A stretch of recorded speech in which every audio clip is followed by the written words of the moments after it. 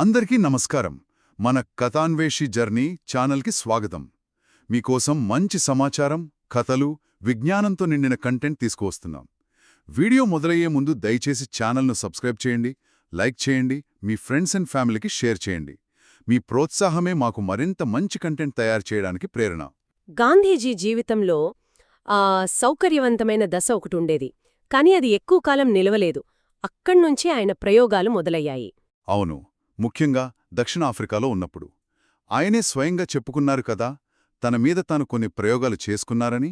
అవును, అందులో మొదటిది ఆశ్చర్యంగా ఖర్చులు తగ్గించుకోవటం. దానికి ప్రధాన కారణం చాకలీ బిల్లు. నిజమే, వినడానికి చాలా చిన్న విషయంగా అనిపిస్తుంది, కానీ దాని వెనుకున్న ఆలోచన చాలా పెద్దది. అదేంటి? కేవలం డబ్బా? డబ్బు మాత్రమే కాదు, పరాధీనత. అంటే ఇతరులపై ఆధారపడటం. చాకలి సరైన టైంకి రాకపోతే ఆయన దగ్గర పదుల సంఖ్యలో చొక్కాలు, కాలర్లు ఉన్నా వేసుకోవడానికి ఉండేవి కావు. ఓ అలాగా. సో ఆ ఆధారపడటాన్ని తగ్గించుకోవాలని అనుకున్నారన్నమాట. ఖచ్చితంగా. అందుకే ఆ అనవసరమైన ఖర్చు, ఈ పరాధీనత రెండూ వదిలించుకోవాలని, తనే బట్టలు ఉతుక్కోవాలని నిర్ణయించుకున్నారు. మరి ఆయనకు ఆ పని వచ్చా? రాదు.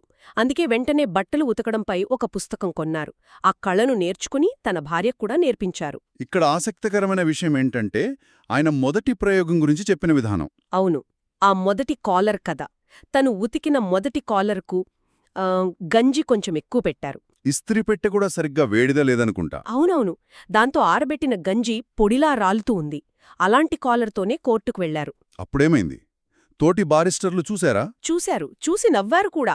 కాని గాంధీగారు ఏమీ అనుకోలేదు. అవునా? పైగా నవ్వుతూ ఇలా అన్నారు, ఇది నా మొదటి ప్రయోగం. అందుకే గంజి రాలుతోంది. కాని ఇది నాకిబ్బంది కలిగించడం లేదు, మీ అందరికీ వినోదాన్ని పంచుతోంది. ఆ చిన్న సంఘటనలోనే ఆయన వ్యక్తిత్వం కనిపిస్తుంది. అంటే అవమానాన్ని కూడా తట్టుకుని నిలబడగల స్వభావం. నిజమే. ఈ స్వీయ సహాయ స్ఫూర్తి మరొక సంఘటనలో ఇంకా స్పష్టంగా కనిపిస్తుంది. గోఖలే గారి సంఘటన కదా? అవును, గోఖలే దక్షిణాఫ్రికా వచ్చినప్పుడు ఆయన దగ్గర రానడే బహుమతిగా ఇచ్చిన ఒక శాలువా ఉండేది. దాన్ని చాలా జాగ్రత్తగా చూసుకునేవారు. దానికి ఇస్త్రీ అవసరమైంది. అవును, ఒక విందు కోసం దానికి ఇస్త్రీ అవసరమైంది. కాని సమయానికి లాండ్రీకి పంపడం కుదరలేదు. అప్పుడు గాంధీగారే వచ్చారు. నేను ఇస్త్రీ చేస్తానని పట్టుబట్టారు. గోఖలేగారు మొదట కొంచెం సందేహించారు. ఒక లాయర్గా నిన్ను నమ్మగలను, కాని చాకలిగా కాదు అని సరదాగా అన్నారుగూడా. కాని గాంధీగారు వినలేదు. లేదు, పట్టుబట్టి ఆ శాలువాను చాలా చక్కగా ఇస్త్రీ చేసి ఇచ్చారు. గోఖలేగారు చాలా మెచ్చుకున్నారు. ఆ ప్రశంసను ఆయన చాలా గొప్పగా భావించారు. ప్రపంచం మొత్తమిచ్చే సర్టిఫికెట్ కన్నా గొప్పదని గాంధీజీ భావించారన్నమాట. ఆయన దానికి కుంగిపోలేదు. వెంటనే ఒక క్లిప్పర్ కొని అద్దం ముందు నిలబడి తన జుట్టును తానే కత్తిరించుకున్నాడు. ఎలా వచ్చింది మరి? అదే అసలు కథ. ముందువైపు బాగానే వచ్చింది, కాని వెనుక భాగం పాడైపోయింది. కోర్టులో స్నేహితులేమన్నారు? నవ్వారు. గాంధీ, నీ జుట్టుకి ఏమైంది? ఎలుకలు కొరికేసయా అని అడిగారు. దానికి గాంధీగారు చెప్పిన సమాధానం నిజంగా ఆలోచింపజేస్తోంది. ఖచ్చితంగా. ఆయన అన్నారు, తెల్లక్షురకుడు నా నల్ల జుట్టును తాకడానికిష్టపడలేదు.